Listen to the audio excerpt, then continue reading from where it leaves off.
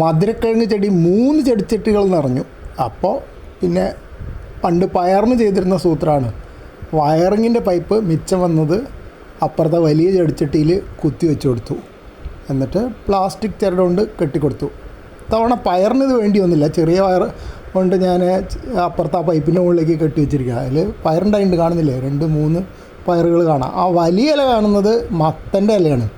അതിൽ മുഴുവൻ വെള്ള നിറം കാണുന്നത് ഇവിടെ കുറച്ച് പ്രാവുകൾ മുകളിൽ താമസാക്കിയിട്ടുണ്ടെന്ന് തോന്നുന്നുണ്ട്. അതിൻ്റെ വകയാണ് എല്ലാ ചെടികളിലും കുറേശ്ശെ വെള്ള നിറം.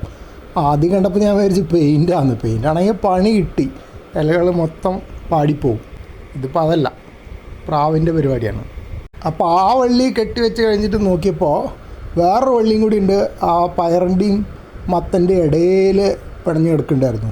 അത് തപ്പിയെടുത്ത് അതും കെട്ടി വെച്ച് കൊടുത്തു. അത് കുറച്ചുകൂടെ മുകളിലേക്കുണ്ട്. പിന്നെ മാത്രമല്ല, അതിന് തളിരുണ്ട്. നേരത്തേന് ഞാൻ തളിരില്ലാത്തത് അതിൻ്റെ കൂമ്പ് ഞാൻ നുള്ളിയിട്ടുണ്ടായിരുന്നു, വളർത്താനുള്ള വഴി കാണാത്തതുകൊണ്ട്.